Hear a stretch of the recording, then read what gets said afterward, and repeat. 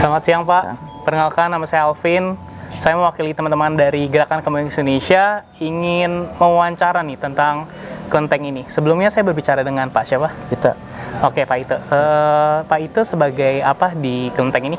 Sekretaris. Oke, sekretaris. Oke Pak.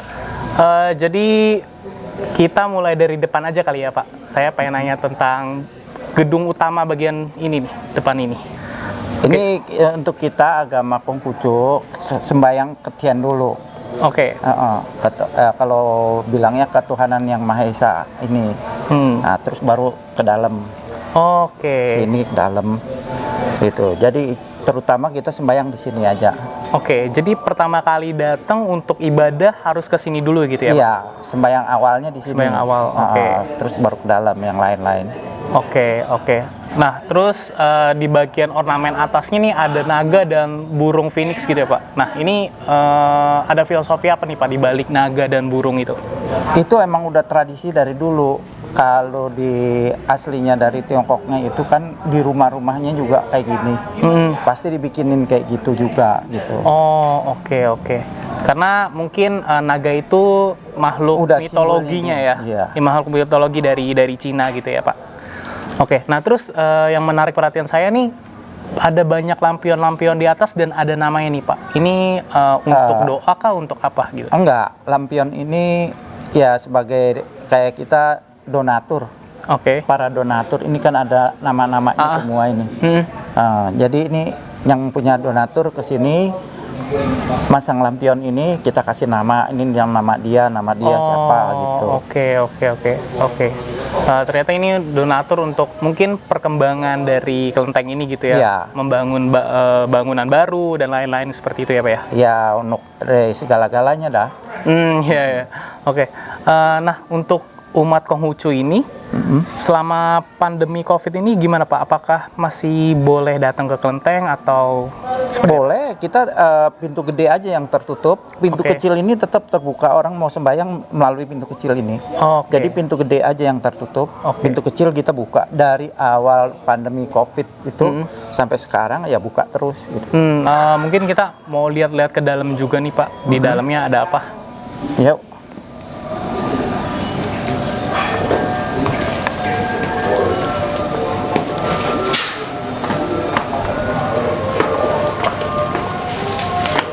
Oke.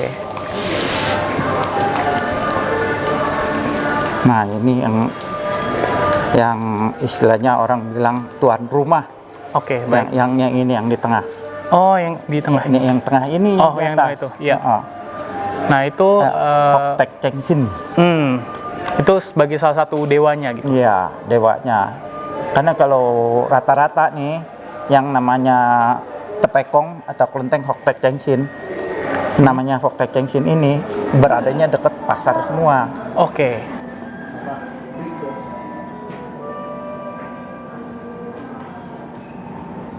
Nek Quan Kong ini dewa perang dulu.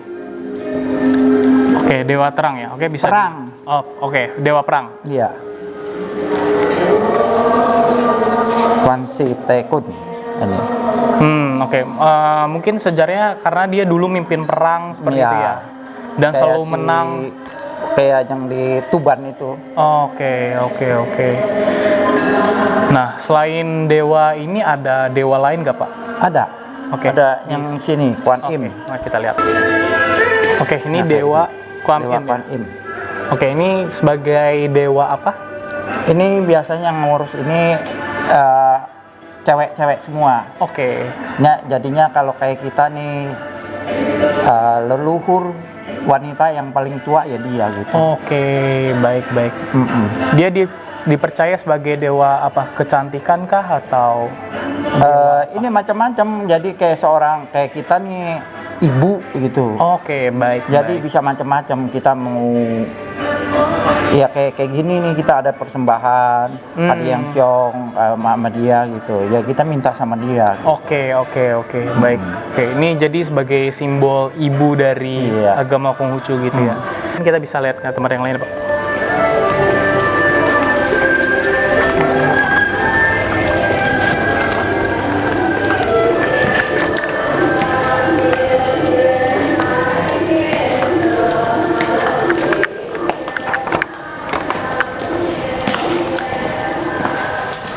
Nah, ini ada Nabi Konghucu. oke. Iya. Yang ini Nabi Konghucu, yang ini ya, agama Buddha, ini Siddhartha Gautama. Oke. Ya. Oke. Jadi kalau kayak kita dia sebenarnya sih udah ada di sebelah sana. Cuman kita di sini karena orang masih ada sembahyang, ya ada sebagiannya orang yang minta juga, ya kita taruh. Gitu. Oke, baik. Jadi kebanyakan kalau misalnya yang agama Buddha berarti langsung ke tempat ini gitu ya? Enggak, dia ada sendiri sebenarnya di sebelah sana. Oke, walaupun sebenarnya patung Budanya masih ada di sini. Masih ada. Oke, berarti ada ruangan yang benar-benar khusus untuk Budanya. Udah ada, dia sendiri di ruang atas sana, dia punya sendiri. Oke, menarik. Nah, terus saya sering lihat tuh kalau misalnya hari-hari tertentu gitu ya, banyak orang naruh buah atau makanan gitu, itu sebenarnya filosofinya apa ya, Pak? Ya, kita untuk menghormati aja. Kita nih, ya kayak kita kan dia yang lebih tua. Kita menghormati orang tua. Mempersembahkan istilahnya makan atau buah, apa kue-kue gitu. Iya. Cuma gitu aja. Ya itu pada khususnya ya ceit, capgo gitu.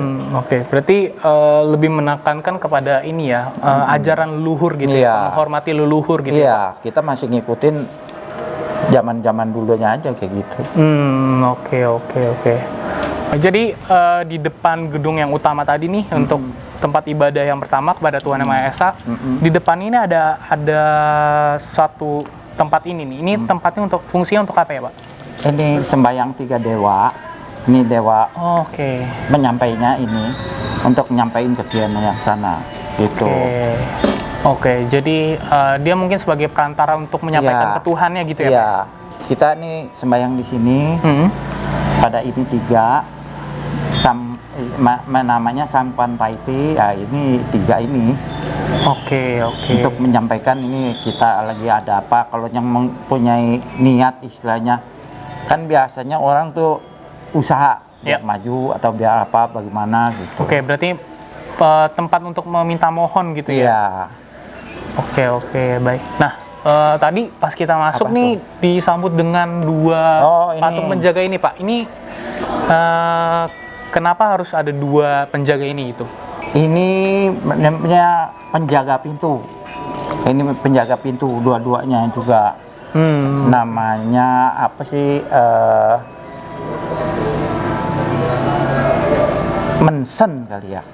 Oke. Mensen tulisannya sih. Oke, baik. Jadi ini sebagai kayak tentara Cina gitu mungkin ya, Pak ya? Iya, kita sebelum masuk ke dalam, kita biasanya di sini kan dikasihin hiolo. Untuk sembahyang dulu, izin dulu, baru masuk ke dalam. Karena ini kita udah terlalu banyak ini di dalam, kita nggak pakai hiolo lagi. Oke. Jadi kita udah pai di depan, pai di sini, pai ke dalam, udah. Oke, jadi urutan itu ke gedung itu, ke sini dulu ya? Iya. Ke sini, minta izin sama penjaganya, baru masuk gitu ya, Pak? Iya, ke dalam. Oke, menarik. Nah, terus hubungan antara umat agama di Kelenteng ini gimana, Pak? Apakah di sini mungkin ada dekat gereja atau masjid atau gimana gitu, Pak? Gereja ada di luar, di Jalan Gede itu ada gereja. Masjid di sini banyak.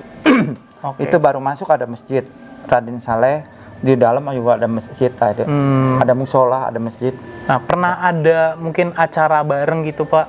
Enggak, kita tiap kali ada acara, kita tuh undang mereka. Oke, baik. Nah, jadi kita tuh setiap kali ada acara, sebelum pandemi, kalau kita tiap kali ada orang bilang sejid gitu ya, Nah, ada acara kita ya undang mereka datang sini.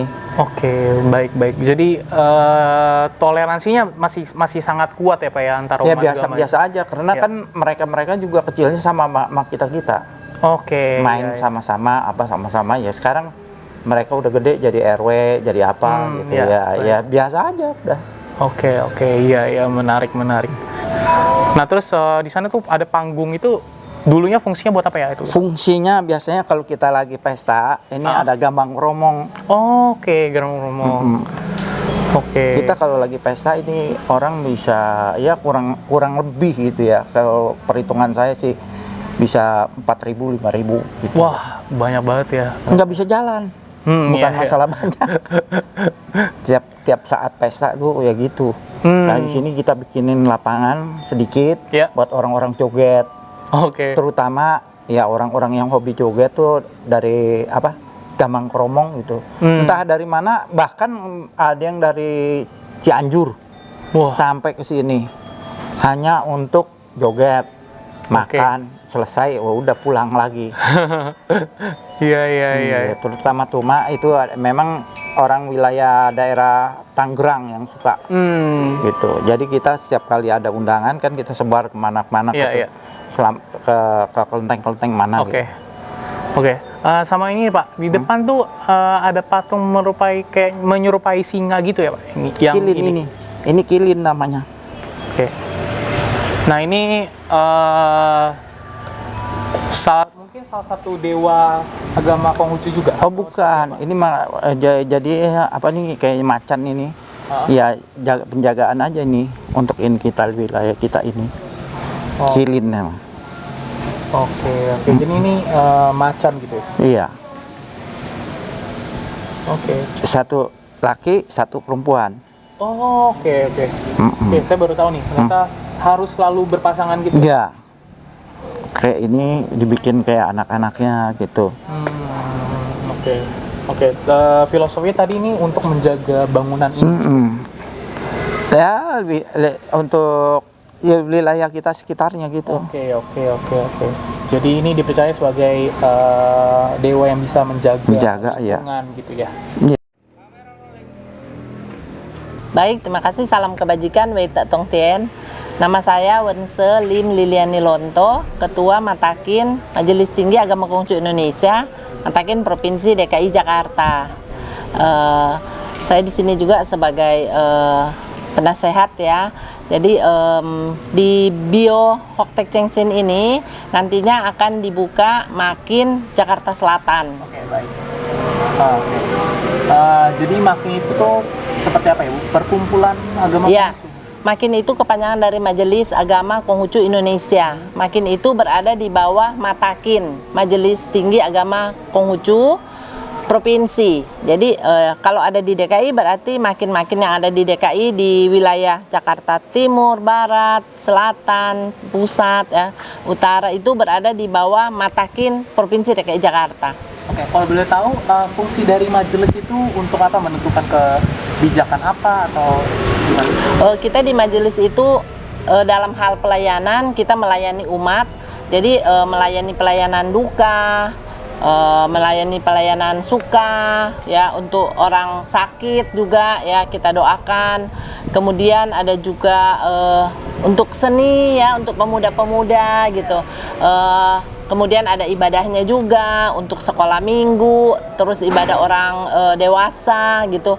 Jadi banyak yang bisa kita lakukan dan juga di bidang sosial kemasyarakatan. Misalnya ada pandemi, kita bantu, ada bencana alam, kita juga harus siap membantu karena bukan cuma kita bantu untuk kalangan sendiri, tetapi kita harus bisa membantu siapapun karena di dalam kemanusiaan apapun agama teman-teman kita semua sama ya. Ya, jadi harus saling bantu membantu, tolong menolong, harus gotong royong.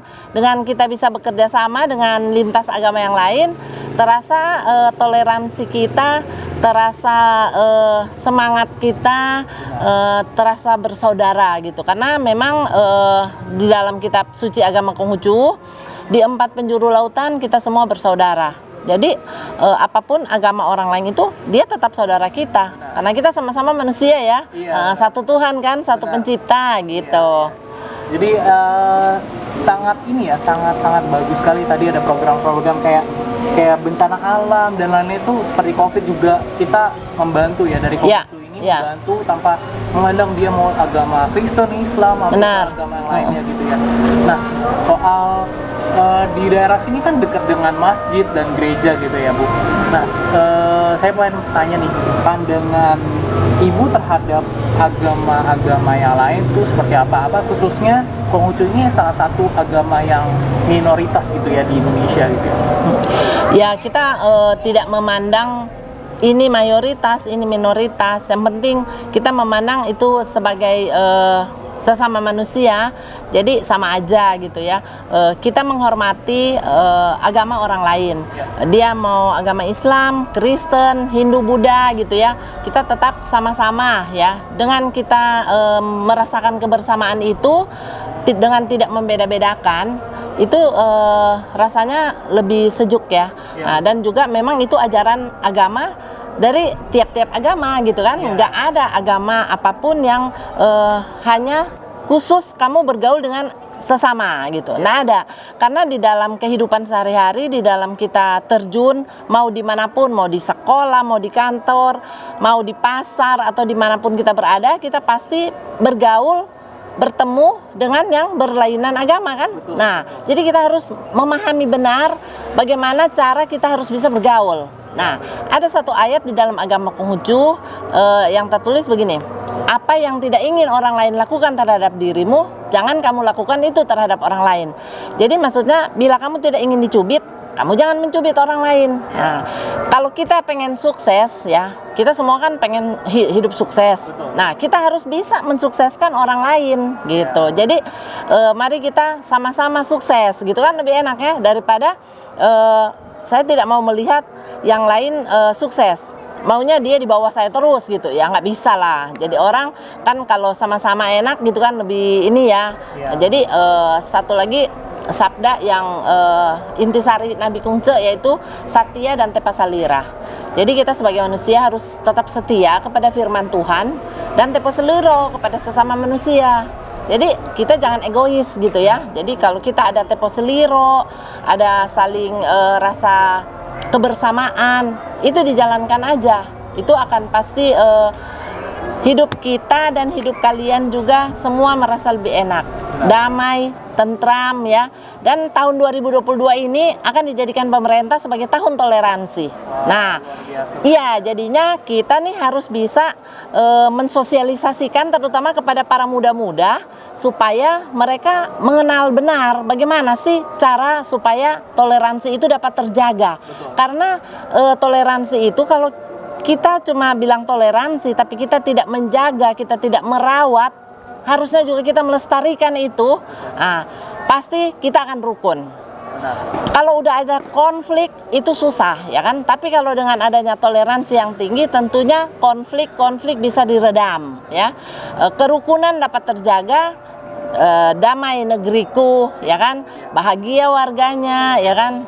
Jadi ya benar, apalagi dari zaman perjuangan gitu ya kan, mereka berperang itu tanpa membeda-bedakan suku dan agama gitu ya. iya. Nah, apalagi pada zaman era globalisasi saat ini teman-teman, kan banyak banget nih berita-berita hoax yang menyangkut agama gitu ya. Jadi itu suatu hal yang sensitif. Cuma pemerintah sangat bagus gitu ya, menjadikan tahun ini sebagai tahun toleransi, menjaga toleransi terhadap sesama tanpa membedakan suku, agama, ras, dan golongan manapun. Itu salah satu bentuk langkah yang harus kita support juga ya Bu ya, terhadap pemerintah gitu. Nah terus saya juga mau nanya nih tentang tata cara ibadah agama Konghucu ini gimana gitu? Sebenarnya tata cara ibadah agama Konghucu dimulai dengan sembahyang ya, sembahyang kepada Tien atau Tuhan yang Maha Pencipta, itu kita sembahyang dulu kepada Tien.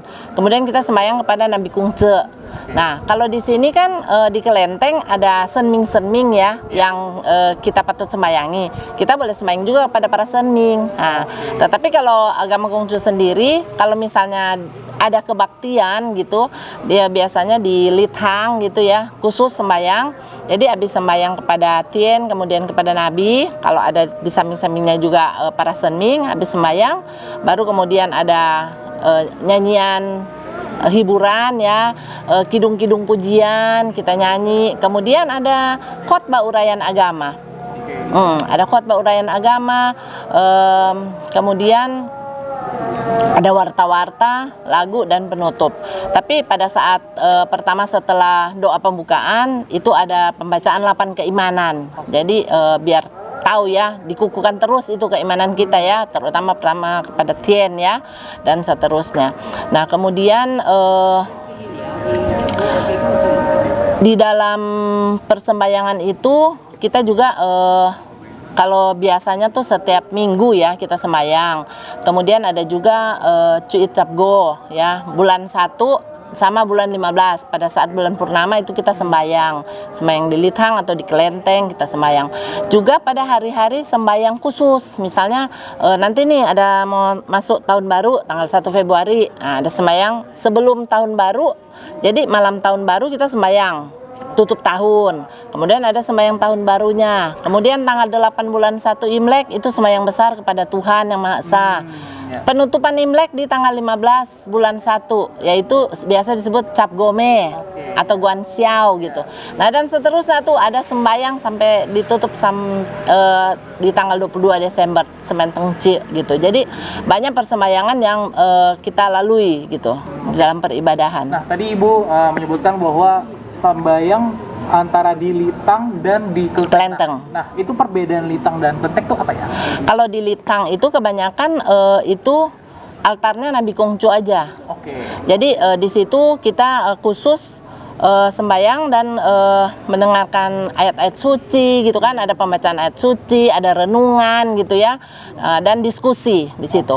Kalau di Kelenteng kita sembahyang kan habis kepada Tien lebih dulu baru kepada para suci.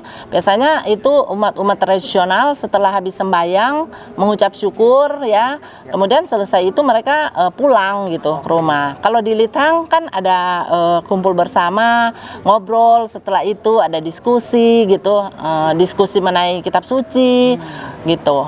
Nah, perbedaannya mungkin yang paling mencolok apa? Maksudnya di secara bangunannya kah berbeda atau Lithang itu ada di dalam Kelenteng?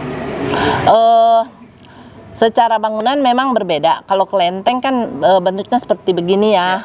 Kalau Lithang itu bisa aja berbentuk kelenteng, bisa juga di dalamnya ada Lithangnya itu ada tempat sembahyang dan tempat peribadahan khusus di tempat Konghucu gitu ya. Nah, tapi ada juga yang memang Lithang itu satu bangunan yang khusus di dalamnya cuma ada Nabi Kungce dan juga tempat ruang ibadah gitu. Sembahyang pada Tien menghadap depan, terus balik belakang pada Nabi Kungce, terus sudah gitu kita kayak orang Kristen ya, ada tempat duduk terus mengikuti ibadah gitu. Cuma ritualnya berbeda. Kita pakai dupa, kalau mereka kan tidak. Oke, jadi ternyata kita baru tahu juga nih teman-teman, ternyata umat Konghucu itu bisa beribadah di Lithang dan di Kelenteng juga, gitu ya. Justru saya juga baru pertama kali dengar nih istilah Lithang gitu ya. Jadi mungkin teman-teman juga baru pertama kali dengar istilah Lithang gitu ya.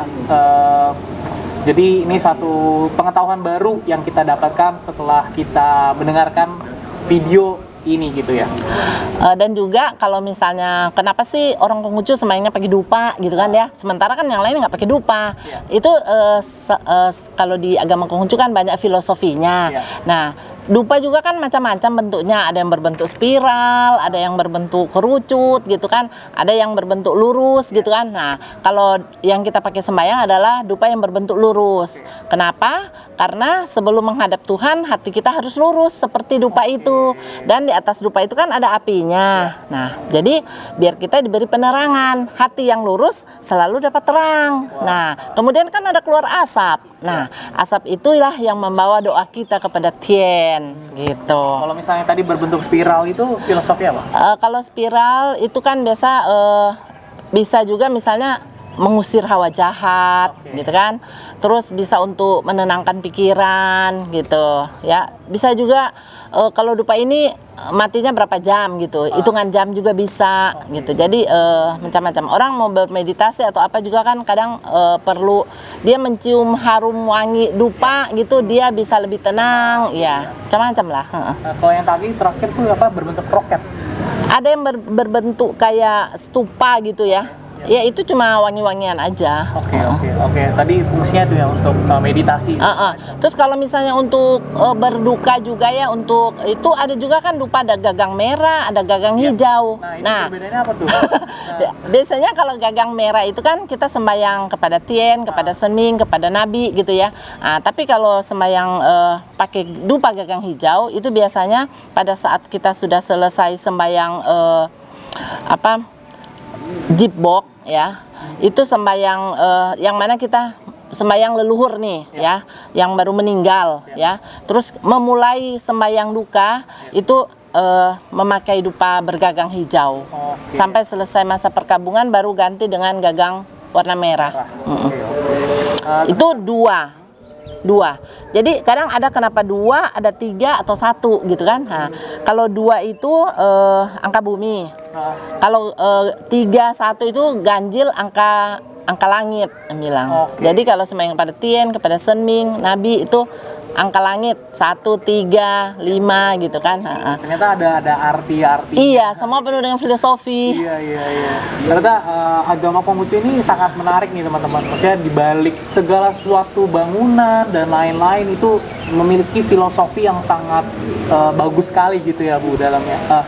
Terakhir saya pengen bilang semua agama itu tuh mengajarkan hal-hal yang benar terhadap sesama dan terhadap yang di atas Tuhan Yang Maha Esa gitu ya. Tidak ada agama manapun yang mengajarkan untuk membenci sesama atau membenci dan tidak menyukai sesama gitu ya. Jadi semua agama itu benar adanya dan semua keyakinan kita itu pasti benar asalkan kita meyakininya dan menjalani dengan baik gitu ya Bu ya. Kalau di dalam agama Konghucu terkenal dengan filosofi Yin dan Yang ya. Kamu laki-laki yang itu kuat, perkasa ya, berani gitu kan. Sementara kalau Im perempuan, lembut ya kan, bumi. Kalau langit Yang, kalau bumi Yin. Jadi ada laki-laki, ada perempuan. Jadi ada Yin, ada Yang. Dan semua itu saling berkaitan dan saling menyeimbangi gitu. Jadi di antara laki-laki dan perempuan mau ditanya peran siapa paling kuat? Sama kuat, karena kita tuh saling mengisi, saling menguatkan gitu. Nyana ada yang misalnya, oh ini lebih kuat, ini kamu lebih rendah, kamu. Jadi untuk kesetaraan gender kita sama. Benar. Jadi mau jadi pemimpin nggak harus laki-laki gitu. Kalau dulu kan zaman dulu mungkin kenapa kebanyakan laki-laki? Karena dari hukum patriarki kan. Nah, kalau kita mengajarkan Im dan Yang itu adalah dia sama, saling mendukung dan saling menguatkan, saling mengisi. Itu jadi perempuan pun mempunyai hak yang sama dengan laki-laki. Buktinya di Konghucu sendiri kalau rohaniwan mau jadi pendeta bisa laki-laki bisa juga perempuan. Memimpin ritual upacara sembahyang nggak cuma laki-laki, perempuan juga bisa. Kalau dia udah rohaniwan, levelnya udah rohaniwan, dia udah bisa memimpin upacara gitu. Nah bedanya dengan agama misalnya Buddha, kalau dia rohaniwannya nggak kawin kan, Bante, Biku kan nggak kawin ya. Kalau di kita rohaniwannya berumah tangga seperti biasa gitu. Baru tahu juga nih, saya pikir sama kayak Buddha gitu yang enggak. Kalau di kita tuh tingkatan rohaniwan ada Chaoseng. Chaoseng itu penebar agama. Kemudian ada Wense. Wense itu guru agama. Kemudian Siese. Siese itu pendeta. Pendeta. Oke. Tadi ya soal yin yang makanya di dalam lingkaran bulat itu kan ada hitam dan putih. Iya. Dan bagian hitam ada juga titik. Ada putihnya itu. Titik putih itu ternyata filosofinya tadi ya untuk kita semua sama dan saling membutuhkan gitu ya. Ya, jadi gini, kita melihat ini orang kok jahat banget ya, tetapi tidak, di balik kejahatannya itu pasti ada satu titik kebaikan ya. Di balik baiknya semua orang pasti ada titik celahnya. Ngana ada. Itu karena kan seperti lambang imyang itu ya. Jadi kita jangan menilai orang, oh orang ini kok jelek banget gini-gini. Ada dia sisi baiknya. Pastilah untuk anaknya sendiri, masa dia mau jahat misalnya ya. Ada dia punya sisi. Karena dari dasar hati setiap manusia kita diberikan oleh Tuhan itu watak sejati ya. Kalau di Konghucu dikenal watak sejati itu pada dasarnya adalah baik. Karena watak sejati itu terdiri dari benih-benih cinta kasih, kebenaran, susila, bijaksana, sehingga kita bisa dapat dipercaya di dalam kehidupan kita sehari-hari. Nah, pertanyaan saya ya kepada kamu misalnya, kita semua manusia mendapatkan watak sejati yang sama, toh harusnya kan semua orang baik. Betul. Kenapa ada yang jahat? Nah, itu salah satu pertanyaan yang berat juga ya teman-teman untuk dijawab. Karena memang betul sih, maksudnya semua orang pasti dilahirkan baik gitu ya. Iya kan, awalnya kan baik ya. Betul. Nah, kenapa ya ada manusia yang berbelok gitu ya dari ajaran Tuhan ya? Itu saya juga susah menjawabnya nih, Bu. Kebiasaan itu yang menjauhkan. Jadi kamu kalau bergaul, carilah pergaulan yang baik. Kamu akan senantiasa jadi baik. Kalau kamu bergaul di tempat yang orang yang suka mabuk-mabuk, ntar kamu terikut arusnya ke sono gitu. Sebenarnya begini, Tuhan memberikan watak sejati ya. Selain watak sejati, Tuhan juga memberikan kepada kita adalah nafsu-nafsu. Di dalam diri kamu pasti ada gembira, marah, sedih, senang. Semua orang punya nafsu. Nah, bagaimana caranya kita harus bisa mengendalikan nafsu itu agar selalu tetap di tengah. Karena gembira, marah, sedih, senang sebelum timbul dinamai tengah. Setelah timbul, tetapi masih di batas tengah, itulah dinamai harmonis. Tengah itulah jalan suci dunia dan tengah itulah pokok dunia dan jalan suci itulah cara untuk menempuh hidup di dunia gitu. Jadi kita harus bisa mencari jalan suci itu dengan cara apa? Kita harus bisa membina diri kita dengan baik. Nah, dengan cara apa supaya terbina? Ya kalau kita sering-sering ikut kebaktian, kan mendengarkan firman-firman Tuhan, sabda Nabi, kita jadi terasah. Kita jadi nggak gampang diprovokasi gitu kan. Orang kan kalau imannya kurang mudah diprovokasi gitu. Jadi ikut-ikutan aja. Tapi kalau kita udah punya keyakinan yang kuat, kita belajar agama lain itu sebagai pengetahuan kita. Bukan kita belajar agama lain kita terus ikut agama dia, enggak gitu. Jadi karena kita misalnya hidup sekarang harus bisa menjaga toleransi yang baik, kalau kita mempelajari agama-agama yang lain bagi kita sendiri itu lebih menguatkan kita jadi tahu, oh begitu. Jadi kita di dalam menghargai, menghormati agama orang lain, kita lebih menghormati karena kita tahu kan. Jadi kalau kita nggak belajar, kita cuma agamaku yang paling betul gitu kan. Nah, nggak bisa begitu. Nabi Kungce mengajarkan bila kita berlainan jalan suci jangan diperdebatkan. Karena nggak bakalan selesai kalau kita memperdebatkan yang bukan ini gitu loh. Jadi kalau di agama Islam kan agamamu, agamaku, itu aman udah. Jadi nggak usah memperdebatkan yang hal mesti saya punya paling benar, nggak bisa begitu. Jangan mencampuri urusan orang lain. Iya benar, betul. Karena yang tadi saya udah bilang, semua agama itu pasti benar jalannya. Karena mengajarkan untuk mengasihi sesama juga. Maksudnya hubungan antar manusia dan hubungan Tuhan itu diajarkan di semua agama. Gitu. Nah, kan kalau agama Konghucu itu dia punya konsep sancai. Konsep sancai itu hubungan kemuliaan manusia dengan Tuhan, ya, hubungan kemuliaan manusia dengan alam semesta, juga hubungan manusia dengan manusia. Jadi bagaimana kita menjalin hubungan dengan Tuhan Sang Pencipta, bagaimana kita menjalin hubungan dengan alam semesta. Jangan cuma kita tahu pakai pohon sembarangan dipotong, itu kan tidak berbakti kita kalau sembarangan memotong pohon, sembarangan memotong binatang belum waktunya, itu dinamakan tidak berbakti. Jadi kita harus bisa menjaga, merawat dan melestarikan ini bumi supaya anak cucu kita juga masih masih bisa menikmati. Kemudian yang terakhir adalah hubungan antar manusia. Nah, itu yang harus kita pahami juga karena di dalam kehidupan proses hubungan kepada manusia ini senantiasa terus dari abad lama sampai abad yang akan datang juga ada. Hubungan antara pimpinan dengan bawahan, atasan dan bawahan. Kalau kita jadi atasan bagaimana sikap kita kepada bawahan kita? Sebaiknya kalau kita juga kalau jadi bawahan, bagaimana sikap kita kepada atasan kita? Kita harus bisa bermain peran. Kadang kalau di kantor saya bisa jadi pemimpin, bisa juga saya jadi bawahan. Nah, sikap kita harus bisa membedakan kalau sebagai bawahan bagaimana, sebagai atasan bagaimana. Kemudian ada lagi kan di rumah saya jadi istri, ya toh? Atau saya bisa jadi ibu, jadi ada hubungan antara orang tua dan anak. Sebagai orang tua saya harus bagaimana ke anak, kalau saya sebagai anak harus bagaimana kepada orang tua, sikap bakti saya. Toh?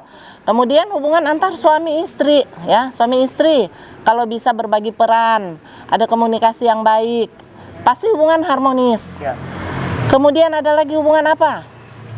Kakak dan adik harus rukun, gitu kan? Nah, kemudian hubungan kemanusiaan yang terakhir apa? Dengan Tuhan, dengan sesama. Manusia. Oh ya, manusia.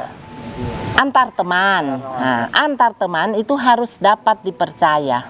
Bayangkan kalau kita main tipu sana tipu sini, lama-lama kita nggak bakalan ada teman, gitu kan? Sikap dapat dipercaya itu harus dipegang teguh. Karena di mana-mana kita harus bisa dipercaya orang. Kamu mau bisnis, mau apa? Dengan senang hati orang langsung referensiin ke si A aja, dia baik, dia gini, bisa dipercaya, ya toh. Jangan orang memberikan satu kepercayaan kepada kita dan kita iya, kita tipu dia, kita apa? Waduh, udah habis kita. Jadi itu, jadi hubungan-hubungan itu yang harus kita jaga, toh. Terus bagaimana kita bersikap, bagaimana kita di dalam pergaulan, apalagi ini banyak anak-anak muda nih ya, mesti tahu kalau misalnya pergaulan sekarang kan, dan juga sekarang kan dunia medsos ya, internet ya, begitu mau lihat apa aja juga langsung tinggal ketik, langsung keluar. Nah, kita harus bijak. Banyak sekali hoax. Jangan termakan hoax. Kalau kita mau cari referensi yang benar. Karena sekarang kalau dulu ya mau bikin berita cuma bisa wartawan. Sekarang kita mau jadi wartawan juga bisa. Kita mau bikin berita apa juga bisa. Nah, siapapun bisa membaca berita kita. Tapi berita itu benar apa enggak? Kita kan belum tentu benar gitu ya. Nah, belum tentu benar. Apakah itu berita hoax atau berita yang benar? Kita harus bisa memfilter dengan baik itu semua. Nah, jadi itu. kita harus punya pikiran dan hikmat juga untuk bisa membedakan ini berita hoax atau bukan. Apalagi khususnya tentang agama gitu ya. Berita hoax agama kan banyak banget nih belakangan ini. Itu sangat-sangat sensitif gitu ya teman-teman, jadi jangan mudah terpancing juga akan berita itu. Dan dari video ini semoga teman-teman tuh mengetahui dari 7 agama yang sudah kami liput. Jadi teman-teman tuh mengetahui setiap agama ini bukan karena diterka-terka, bukan karena kata orang, tapi teman sendiri sekarang sudah tahu karena kami sudah mewawancarai sumber terpercaya banget nih gitu ya. Jadi begini, ada juga tip ya, di agama Konghucu bagaimana sih supaya kita boleh menjadi orang berhasil. Mau nggak dengar? Ya boleh. Oh, satu, banyak-banyaklah belajar. Itu kan kalau kita nggak banyak belajar kita nggak tahu apa-apa ya. Nah, pandai-pandailah bertanya. Karena apa? Dalam belajar itu kan kalau kita nggak bertanya malu bertanya sesat di jalan ya, bisa tersesat ya. Jadi banyak-banyaklah belajar. Kurang jelas tanyakanlah.